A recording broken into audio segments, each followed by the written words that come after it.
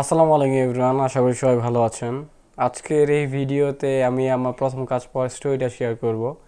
2019 সালের ঘটনা, যখন আমি ইন্টারমিডিয়েট কমপ্লিট করি, দেন আমি ওয়ার্ডপ্রেস অ্যান্ড এলিমেন্টের উপর একটা কোর্স করি। তো কোর্সটা কমপ্লিট করার পর ফাইবার মার্কেটপ্লেসে যখন আমি অ্যাকাউন্ট খুলি, তখন কার সময় একটা অপশন ছিল, সেটা হচ্ছে আপনার বায়ার রিকোয়েস্ট। তো ফাইবারে বায়ার রিকোয়েস্ট পাঠানো যাইতো। তো বায়ার রিকোয়েস্ট পাঠাইলে সেইখান থেকে ক্লায়েন্ট কনভার্ট হইতো। সো এখন তার ওই অপশনটা নাই, এখন আপনার ম্যাচ অপশন। সো ওই বায়ার রিকোয়েস্ট অপশনটা তখন আমাদের সময় ছিল।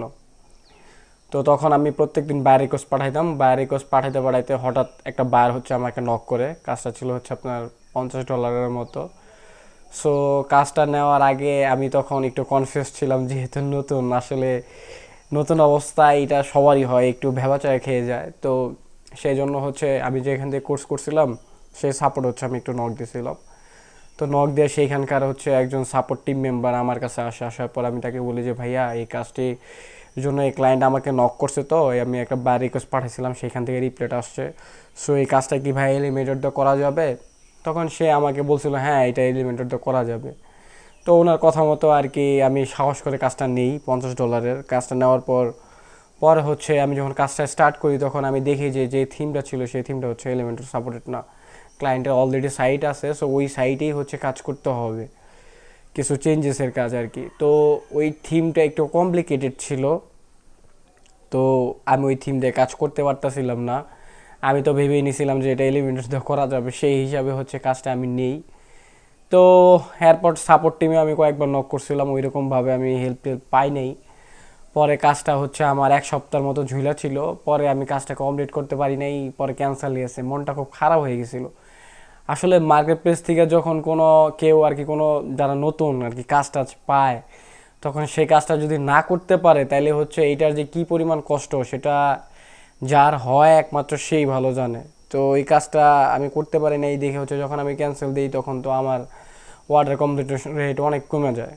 সো তারপর আমার অ্যাকাউন্টের অবস্থা খুব লাল হয়ে যায়। আমি আর কোনো মানে কি বলে আপনার ওইরকম বায়ার রিকোয়েস্ট পাই না। তারপর আর কাজও ওই অ্যাকাউন্টে পাচ্ছিলাম না।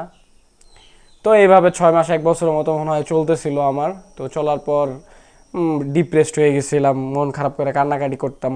আমার আম্মু আমাকে অনেক মানে ভরসা দিত। তো আমার আম্মু আমাকে বলতেছে যে মন খারাপ করিস না, যা হয়েছে আবার আরেকটা অ্যাকাউন্ট খুলে তারপর একটু ট্রাই করে দেখ কি হয়, ইনশাল্লাহ এবার তুই কাজ পাবি। পর রোজার ঈদ চলে আসছে, আমি আমার খালার বাড়িতে গেছিলাম। তো ওইখান থেকে আমি আমার আমার দাদুর বাড়িতে ব্যাক করি ঈদের পর। সো তারপর আপনার আবার নতুন করে একটা অ্যাকাউন্ট খুলি, গিগ টিক দিই। তো গিগ টিক দেওয়ার 7 ঘন্টা পরেই আমি ডিরেক্ট নক পাই। এটা আপনার কোনো বাইরে কোস্ট থেকে না, আমি ডিরেক্ট নক পাই। আমি তো খুব খুশি, আল্লাহ আমি একটা নক পাইছি। তো ক্লায়েন্ট আমার সাথে মিটিং করতে চায়। আমি তো আরও ভেবাচাকে আরও ভয় পেয়ে গেছি যে ক্লায়েন্ট আমার সাথে মিটিং করতে চায়। মানে প্রথম অবস্থায় এই বিষয়গুলা একটু অন্যরকম, যার সাথে হয় সেই ভালো জানে, একটু কনফিউজড হয়ে যায়, ভয় কাজ করে, কিভাবে কি বলবো, আমি কিভাবে ক্লায়েন্টকে অ্যাপ্রোচ করব, ক্লায়েন্ট কি ভাববে, কাজটা আমি পাবো কি না, ক্লায়েন্টের সাথে আমার কীভাবে কথা বলতে হয়। এই বিষয়গুলা যে আসলে প্রথম অবস্থায় নতুন থাকে, তার একটু কনফিউজিং থাকে এবং কি অনেক ভয় কাজ করে, বুঝছেন, বুকের ভিতর ধকপক ধকপক করে। তো যাই হোক, পরে আমি ক্লায়েন্টের সাথে অমনি মিটিং করি। মিটিং করার পর ভাঙা ভাঙা ইংলিশে, তখন তো ভালোভাবে কথা বলতে পারতাম না, ওই যে ভয় কাজ করতো।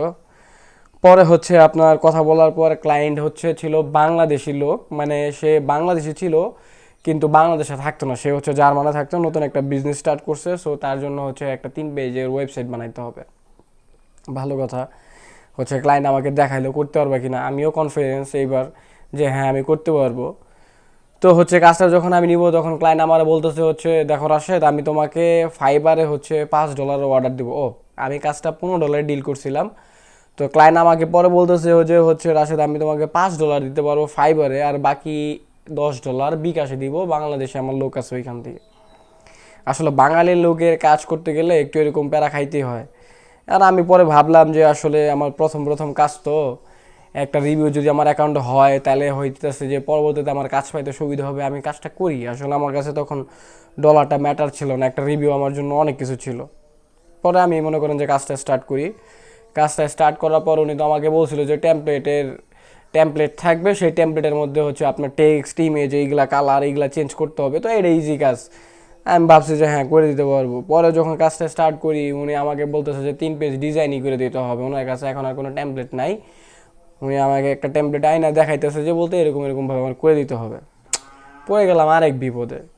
পরে হচ্ছে ওই সময় আমাকে আমার এক টিমমেট ছিল, আমাকে যথেষ্ট পরিমাণে হেল্প করছিল, যেহেতু কাজটা আমি অনেক কষ্ট করে অনেক সময় নিয়ে আসলে কাজটা আমি কমপ্লিট করার পর হচ্ছে ক্লায়েন্ট আমার অর্ডারটা অ্যাকসেপ্ট করে, তারপর হচ্ছে আপনার অ্যাকসেপ্ট করে ভালো একটা ফিডব্যাক দেয়। যেহেতু আমি ক্লায়েন্টকে বলছিলাম যে ভাই এটা তো হচ্ছে আমার মার্কেট প্লেসের প্রথম কাজ, সো আমার যদি একটা ভালো ফিডব্যাক দিতেন তাহলে হচ্ছে আমার পরবর্তীতে কাজ পেতে অনেক সুবিধা হতো।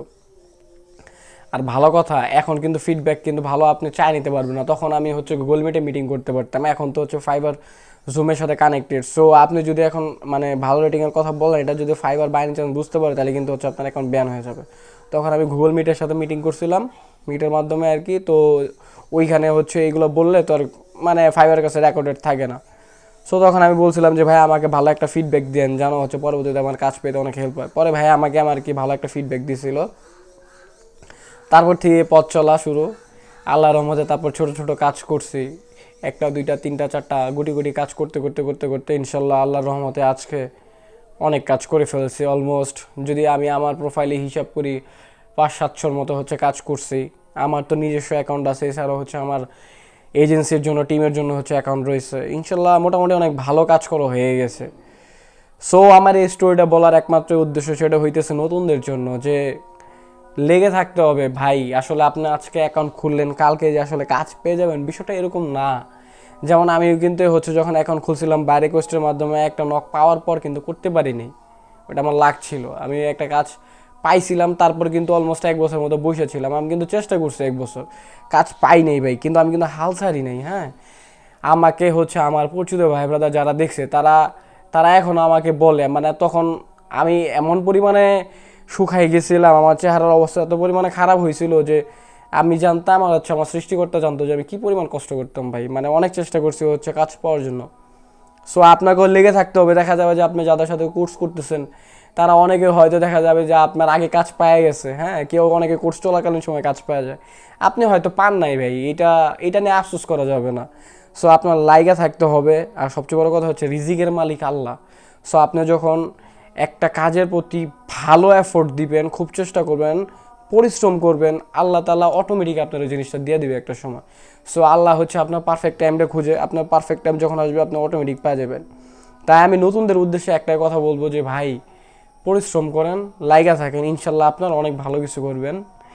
আমার এই ছোট স্টোরিটা শোনার জন্য ধন্যবাদ। আশা করি সবাই ভালো থাকবেন। আসসালামু আলাইকুম।